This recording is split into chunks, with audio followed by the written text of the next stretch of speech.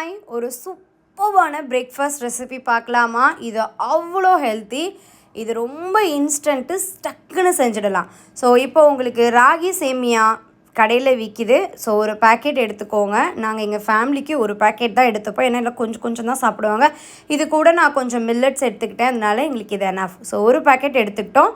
இதில் 2 டம்ளர் தண்ணி, இது மூழ்கிற அளவுக்கு தண்ணி ஊற்றி கொஞ்சம் உப்பு போட்டு ஒரு 10 நிமிஷம் மூடி போட்டு வச்சுடுங்க.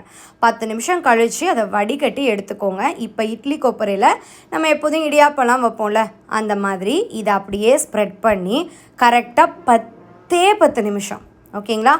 10 நிமிஷம் வச்சிங்கன்னா போதும். 10 நிமிஷத்தில் இது சூப்பராக ஸ்டீம் ஆகி ஆல்ரெடி இது ஊறிடுச்சு. இப்போ இதை வேக வைக்கும்போது நல்லா உதிரியாக சூப்பராக வெந்து ரெடி ஆகிடும். ஸோ வெந்ததை எடுத்து வச்சுக்கோங்க. ஒரு கடாயில் தேங்காய் எண்ணெய் விட்டுக்கோங்க. நீங்கள் நெய் வேணும்னாலும் விட்டுக்கலாம், பட்ரு வேணும்னாலும் விட்டுக்கலாம். பட் நான் தேங்காய் எண்ணெய் கடலை எண்ணெய் தான் அதிகமாக யூஸ் பண்ணுவேன். ஸோ நான் கொஞ்சம் தேங்காய் எண்ணெய் விட்டுக்கிறேன். கடுகுளுந்தம்பருப்பு, கடலைப்பருப்பு, பச்சை மிளகாய், ஃப்ளேவருக்காக ஒரே ஒரு வரமிளகாய், நறுக்கின இஞ்சி, துருவாதீங்க, நறுக்கி போடுங்க, செம்ம ஃப்ளேவராக இருக்கும். ஸோ நறுக்கின இஞ்சி, கருவேப்பிலை இதெல்லாம் போட்டு நல்லா அது மொறுன்னு வதங்குற அளவுக்கு வதக்கிக்கிறேன்.